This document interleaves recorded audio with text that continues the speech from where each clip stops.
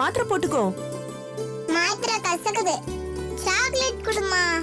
சாக்லேட்லாம் கிடையாது, நீ மாத்திரை தான் சாப்பிடணும். காட்டுன்னு சொல்றேன்ல. வேணாம், நான் சாப்பிட மாட்டேன். அதர்வா, அப்படிலாம் சொல்லக்கூடாது.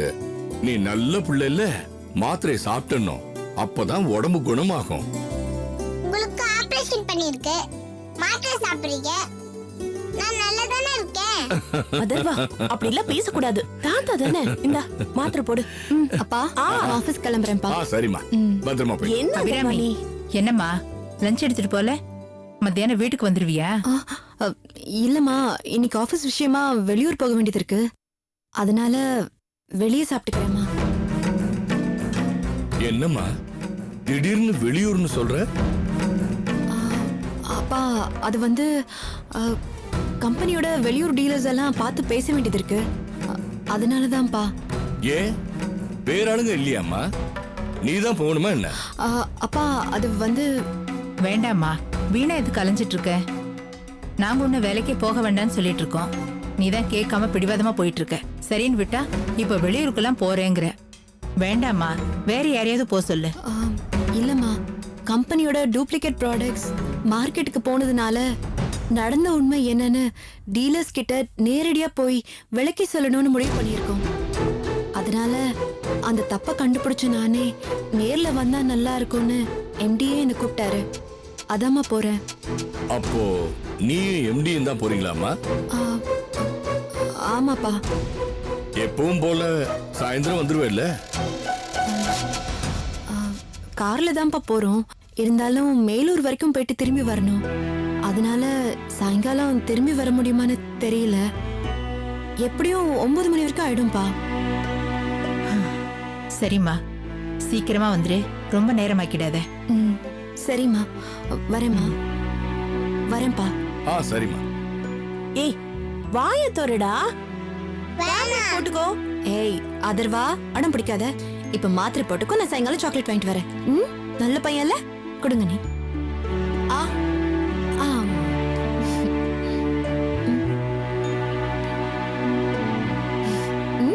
வர நீ. அதர்வா,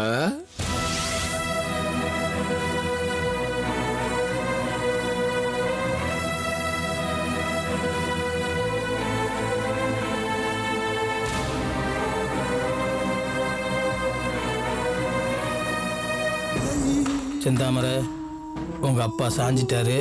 இதையே சாக்கா வச்சு வரும் கோயிலுக்கு போறதை நிப்பாட்டிடணும். புரியுதா? ஆமாமா, இல்லைன்னா இந்த பையன் கோயிலில் மந்திரிச்சு கயிறு கட்டி குடியை நிறுத்திட போறான்.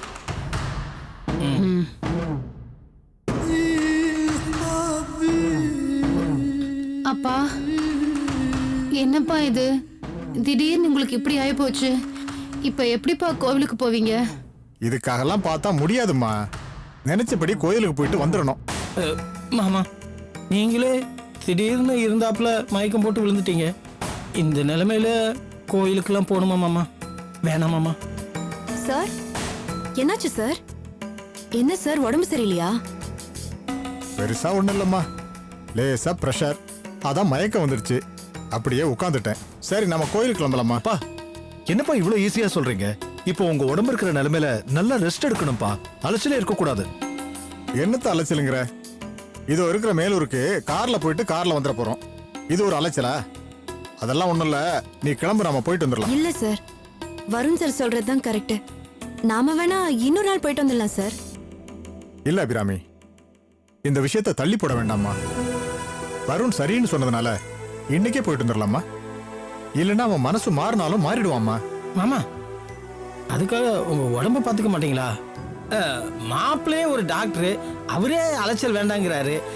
ஏன் மாமா பிடிவாதம் பிடிக்கிறீங்க? ஆமாப்பா, நீங்க ரெஸ்ட் எடுத்துக்கிட்டீங்கன்னா பெட்டரா இருக்கும்பா. கோயிலுக்கு போக வேண்டாமே. உங்க நல்லதுக்கு தானப்பா சொல்றேன். சரிம்மா, நான் போகல. மாப்பிள்ள, மாமா நீங்க இவங்களோட போயிட்டு வந்துருங்களேன். மாமா என்ன மாமா இன்னைக்கு கரும்பு வெட்டுறதுக்கு ஆள் வந்திருக்குல்ல, அதுக்கு வேற போகணும்ல. நான் எப்படி போக முடியும்? ஏகப்பட்ட வேலை கிடக்குது. அப்பா எதுக்குப்பா இதெல்லாம்? பேசாம இன்னொரு நாளைக்கு போய்க்கலாமே. அப்படியெல்லாம் சொல்லாத வருண். முடிவு பண்ணினபடி இன்னைக்கே போய் ஆகணும். அபிராமி, சிரமம் பார்க்காம நீ மட்டுமாவது வருண் கூட போயிட்டு வந்துருமா? என்ன சார் சொல்றீங்க? நீங்களும் வருவீங்கன்னு தான் நானே வரேன்னு.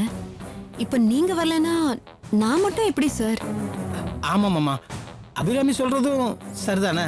என்ன இருந்தாலும் அபிராமி வேற வீட்டு பொண்ணு, நம்ம அவங்கள கட்டாயப்படுத்த கூடாதுல்ல மாமா. நீங்க கொஞ்சம் பேசாம இருக்க மாப்ள. அபிராமி, இவன் குடிய மறக்கணும்னு தாம்மா நான் உன்கிட்ட கேட்கிறேன். மறுப்பு சொல்லாம கொஞ்சம் போயிட்டு வந்துருமா? ஆமா ஆண்டி, நானும் உங்களோட வரேன்.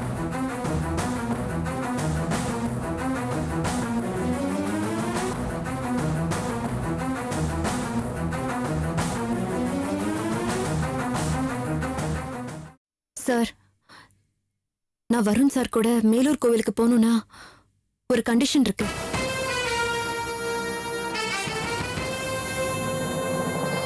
கோயிலுக்கு போயிட்டு திரும்பி வர வரைக்கும் வருண் சார் குடிக்கவே கூடாது.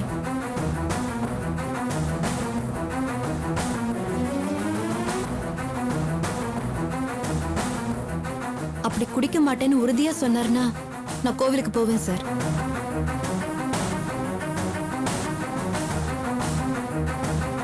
இவனாவது குடிக்காம இருக்கிறதாவது பாதி வழியிலே குடிச்சிட்டு மட்டையாயிருவான் பாரு.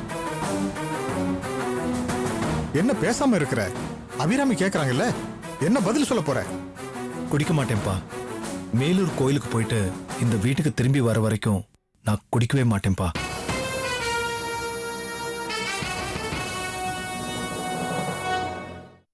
அப்புறம் என்னம்மா, வருணை கூட்டிட்டு கோயிலுக்கு போயிட்டு வந்துருமா? ஓகே சார், போயிட்டு வரோம். இப்பதாம்மா என் மனசுக்கு ரொம்ப நிம்மதியா இருக்கு. பத்திரமா போயிட்டு வாங்கம்மா. ம். வாப்பா, வா கண்மணி, வாமா, நானே உங்களை வழி அனுப்பிக்கிறேன். ம்.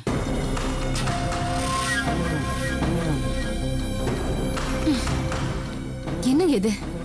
வருண் கோயிலுக்கு போக மாட்டான்னு பார்த்தா கிளம்பி போயிட்டானே. அதுவும் அந்த அபிராமி நீ குடிக்க கூடாதுன்னு சொன்னதுக்கு நான் குடிக்கவே மாட்டேன்னு சொல்லி பின்னாடியே போயிட்டானே. ஒருவேளை கோயிலுக்கு போய் மந்திரிச்சு கயிறு கட்டினதும் இவன் குடிப்பழக்கத்தை விட்டுருவானா? செந்தாமர, உன் தம்பி கயிறு என்ன இரும்பியே கயிறை கட்டிட்டு வந்தாலும் இந்த குணசீல அதை அறுத்தெறிஞ்சு குடிக்க வைப்பான். வீணா மனசை போட்டு குழப்பிக்காத.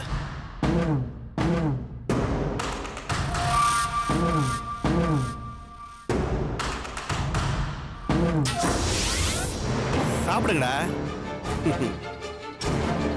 ஏய், வேலை இருக்குன்றனால தான் பியர் பார்ட்டி. சாயங்காலம் ஆட்டே வாங்கி தரேன், ஓகேவா? ஓகேடா. டேய் பிரகாஷ், பார்ட்டி கொடுக்குற மாதிரி கொடுத்து அந்த லேடியை உஷார் பண்ணிட்டியே, எப்படிடா? இதுக்குன்னு ஒரு ஸ்கூல் இருக்கு, அங்க போய் தான் கத்துக்கிட்டு வந்தேன். யாரா இவன்? டேய், பொண்ணுங்களை மடக்கிறதெல்லாம் ஒரு கலைடா. அதை கவனமா செஞ்சோன்னு போய் எப்பேற்பட்ட பொண்ணுங்களா இருந்தாலும் மடங்கிரும். அதெல்லாம் சரி, அந்த லேடி டாக்டரை எப்படிடா வெளியில கொண்டு வந்த? நான் தான் நீ பணத்தை கொடுத்தாலும் டாக்டர்லாம் பொய் சொல்ல மாட்டாங்கல்ல. அங்க தாண்டா இந்த பிரகாஷ் நிக்கிறான். சென்டிமெண்ட்டை ஒரு பிட்டை எடுத்து விட்டேன். அதுல அப்படியே மயங்கி நான் சொன்னதெல்லாம் கிளிப்பில்ல சொல்ற மாதிரி சொல்லிட்டாங்க. அப்படி என்னடா சென்டிமெண்ட் பிட்ட போட்ட? ஏய், குறை என்கிட்ட இருக்கு. அந்த விஷயத்தை என் வைஃப் தெரிஞ்சுக்கிட்டானா என்ன டைவர்ஸ் பண்ணிடுவா. அவ இல்லைன்னா என்னால உயிரோடே வாழ முடியாது, நான் உடனே தற்கொலை பண்ணிப்பேன்னு சும்மா எடுத்து விட்டேன். அதை நம்பி புருஷனையும் பொண்டாட்டியும் பிரிச்ச பாவம் எனக்கு வேணான்னு சொல்லி நான் சொல்லி கொடுத்த மாதிரியே பேசிட்டாங்க. அவ்வளவுதான்டா. சரி, இவ்வளவு பாடுபடுறதுக்கு பலன் கிடைச்சிட்டாடா? இல்லடா, அங்க தாண்டா ஒரு சின்ன ஒரு சர்க்கிள் ஆகி போச்சு. என்னடாச்சு?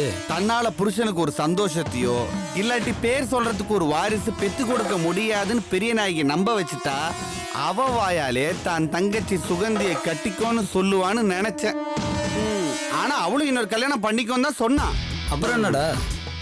ஆனா தான் தங்கச்சி சுகந்தியை கட்டிக்கோன்னு சொல்லலையே. அதான் என் பிளான்ல ஒரு சின்ன சர்க்கிள்.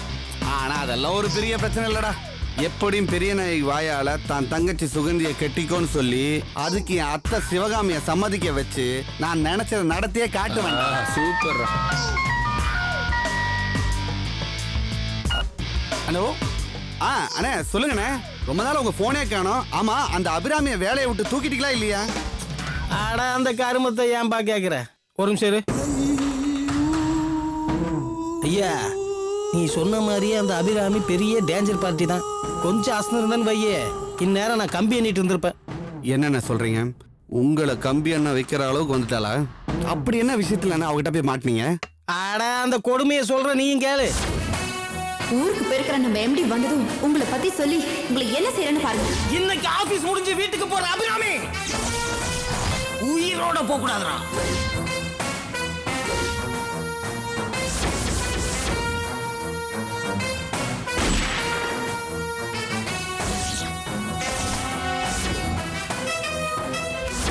என் கம்பெனில எத்தனை வருஷமா என்கிட்ட வேலை பார்க்கறீங்க? உங்களுக்கு நான் எதுலடா குறை வச்சேன்?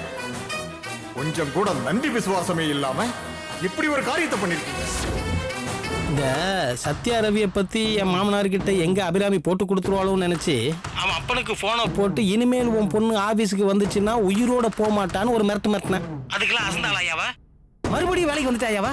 வேலைக்கு வந்தது மட்டும் இல்லாம அந்த சத்யா ரவியை பத்தி போலீஸ்ட போட்டு கொடுத்து உள்ளதல்ட்டாயா? அவனு 2 பேரும் வாயை திறந்துட்டான்னா என் போல பெண்ணாவும் நான் ஆறி போயிரும். அவனு வாய் அடைக்கிறதுக்கு நான் எவ்வளவு கஷ்டப்பட்டேன்னு எனக்கு தான் தெரியும். அதோட நின்னாலா அந்த வருண் பையில குடியில இருந்து திருத்துறேன்னு சொல்லி மேலூர் பக்கத்துல இருக்கிற ஒரு அம்மன் கோயிலுக்கு கூட்டிட்டு போயிருக்காயா? என்னன்னு இது? இவ்வளவு விஷயம் நடந்திருக்கு, நீங்க என்கிட்ட சொல்லவே இல்ல. இப்ப அதுவா முக்கியம்? இந்த பார், அந்த வருண் பையன் கோயிலுக்கு போக கூடாது. அப்படியே அவன் போனா கூட மந்திரிச்ச அந்த கயிறை அவன் கையில அபிராமி கட்டக்கூடாது. புரிஞ்சுதா? இதுக்கு ஏதாவது பண்ணணும்னு தான் உனக்கு நான் போன் பண்ணேன். அண்ணே, குடிக்கு அடிமையானவனை ஒரு கயிறு கட்டி மாத்த முடியுமா? அந்த அபிராமி என்ன பண்ணாலும் சரி, உங்க மச்சான் எப்பவும் போல குடிச்சுக்கிட்டு உங்க காலடியில தான் கிடப்பாப்ல. யோ, நானும் அப்படிதான் நினைச்சிட்டு இருந்தேன். ஆனா அந்த அபிராமி வந்ததுக்கு அப்புறம் அவன் ரொம்பவே மாறிட்டாயா. அவன் பேச்சுக்கு மரியாதை கொடுக்கறான். அவன் என்ன சொன்னாலும் கேக்குறாயா இந்த பையன்? இப்படி எல்லாம் போச்சுன்னு வையே, அவன் குடியெல்லாம் விட்டுட்டு நல்லவனா மாறிடுவான். அப்புறம் நான் நினைச்சது எதுவுமே நடக்காதியா. என்னன்னு இவ்வளவு பதட்டமா பேசிட்டு இருக்கீங்க? இது முதலே தெரிஞ்சிருந்தா அந்த அபிராமியை கூட்டிட்டு போகாம தடுத்திருக்க வேண்டியதானே? தும்ப விட்டுட்டு வாழை பிடிக்கிற மாதிரி அவங்கள போ விட்டுட்டு இப்ப ஐயோ அம்மான்னு அடிச்சுக்கிட்டு இருக்கீங்க. யோ, போக மாட்டான் தான் நானும் நினைச்சேன். ஏன்னா என் மாமனார் தான் அவனை கூட்டிட்டு போறதா இருந்துச்சு. அவருக்கு திடீர்னு உடம்பு சரியில்லாதனால நான் வரல, மாப்பிள்ள நீங்க வேணா கூட போயிட்டு வாங்கன்னாரு. நான் ஏதோ சொல்லி தட்டி கழிச்சிட்டேன். சரி, இனிமே அந்த அபிராமி இவ கூட போக மாட்டான்னு நினைச்சா, நீங்க குடிக்காம கார் ஓட்டுறதா இருந்தா நான் உங்க கூட வர தயாருன்ட்டாயா. இந்த பையலையும் பாரு, மாங்குன்னு மண்டே ஆடிட்டு அவ பின்னாடியே போயிட்டு இருக்கான். ஓஹோ, அபிராமி வேலூர் வரி அந்த வருண் கூட தனியா போறாளா? அந்த அளவுக்கு தைரியம் வந்துருச்சு அவளுக்கு. இந்த பார், நான் சொல்றத கவனமா கேளு. வருணோட வண்டி நம்பரை நான் சொல்றேன். நீ என்ன பண்ற, வழியிலேயே மடக்கி ஏதாவது பண்ணி அவங்கள கோயிலுக்கு போக முடியாத அளவுக்கு முடக்கி போட்டுரு. சொல்லிட்டீங்கல்ல, இனிமே கவலையை விடுங்க. அந்த அபிராமியும் வருணும் கோவிலுக்கே போக மாட்டாங்க. நான் போகவும் விட மாட்டேன். நீங்க வண்டி நம்பர் சொல்லுங்க. எழுதிக்கோ. TN 45 AE 2443. பிரகாஷ், இந்த வேலையை கரெக்டா கச்சிதமா முடிச்சேன்னு வையே, எவ்வளவு செலவாகுதோ டபுள் மடங்கா என்கிட்ட வாங்கிக்கோ. புரிஞ்சுதா? ஓகேண்ணே, மேட்டர் முடிச்சுட்டு நானே உங்களுக்கு கால் பண்றேன். ஓகே மச்சான், பாத்ரூம் போயிட்டு வந்துடுறேன். போயிட்டு வாடா.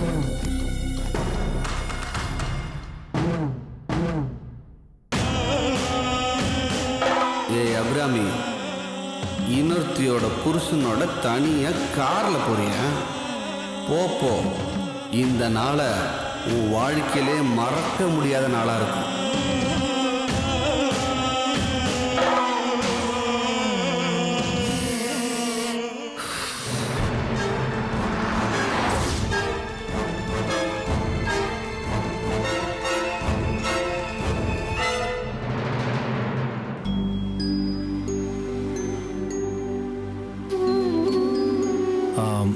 நம்ம காஃபி சாப்பிட்டு போலாமா?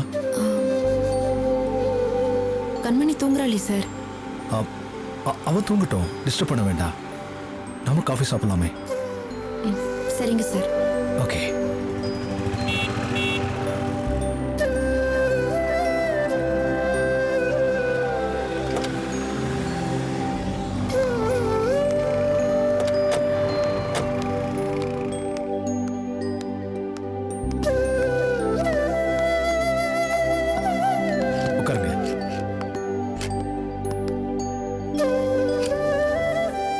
சாப்பிடலாமா? வேணாம் சார்.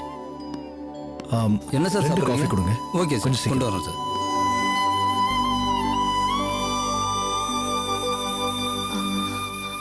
ரொம்ப தேங்க்ஸ் சார். தேங்க்ஸா? எதுக்கு? நீங்க குடிக்காம இருக்கீங்களே அதுக்கு தான். எல்லாரும் ஒண்ணா கோவிலுக்கு போறதா பிளான். திடீர்னு உங்க அப்பா உடம்பு முடியாததுனால நாமளா போக வேண்டியதாயிடுச்சு. நீங்க குடிக்காம வண்டி ஓட்டுறதுனா நான் வரேன்னு சொன்னேன். என் வார்த்தையை மதிச்சு நீங்க இன்னும் குடிக்காம இருக்கீங்களே அதுக்கு தான் தேங்க்ஸ். குடிக்கிறதுனால நீங்க என்ன சாதிச்சீங்க? அந்த போதையில உங்களுக்கு என்னதான் கிடைக்குது? உங்க அப்பா கம்பெனில வேலை பாக்குறவனா ஏன் வார்த்தைக்கு மதிப்பு கொடுத்து இவ்வளவு நேரம் குடிக்காம இருக்கிற உங்களால ஏன் ஒரேடியா குடிய விட முடியாது? அப்படி விட்டுட்டா உங்களால எத்தனையோ உயிர்களை காப்பாத்த முடியும். அது மட்டும் இல்ல, இவ்ளோ வயசுக்கு அப்புறமும் உழைச்சிட்டு இருக்கிற உங்க அப்பா கம்பெனி பொறுப்புகளை உங்ககிட்ட ஒப்படைச்சிட்டு நிம்மதியா ஓய்வெடுப்பாரு.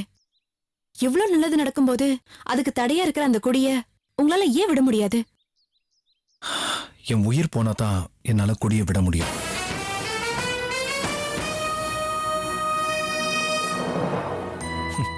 போதையில என்ன கிடைக்குது எனக்கு? என் கவலைகளை மறக்கிற சந்தோஷம், என் வேதனைகளை போக்குற பேரின்பம். இதெல்லாம் குடியில கிடைக்கிறதுனால தான் நான் குடிக்கிறேன். இதெல்லாம் எல்லா குடிகாரங்களும் சொல்ற விஷயம். ஆனா மருத்துவம் படிச்சிருக்கிற நீங்களும் இப்படி சொல்லலாமா? ஆல்கஹால் உடம்பு எப்படி பாதிக்கும்னு நல்லா தெரிஞ்ச நீங்களே இப்படி சொல்லலாமா? என் மனசு முழுக்க பாதிச்சு போயிருக்கும் போது உடம்பு மட்டும் பாதிக்காம இருந்தா நல்லா இருக்குமா? அதான் ரெண்டும் ஒரே மாதிரி பாதிக்கட்டோன்னு குடிக்கிறேன். சார், நான் கேக்குறேன்னு தப்பா நினைச்சுக்காதீங்க. நல்ல படிப்பு இருக்கு உங்ககிட்ட, வசதியான வாழ்க்கை இருக்கு. அப்படி இருந்தும் மனசு பாதிச்சிருக்குன்னு நீங்க ஏன் சொல்றீங்க? என் மனைவி அவதான் எல்லாத்துக்கும் காரணம்.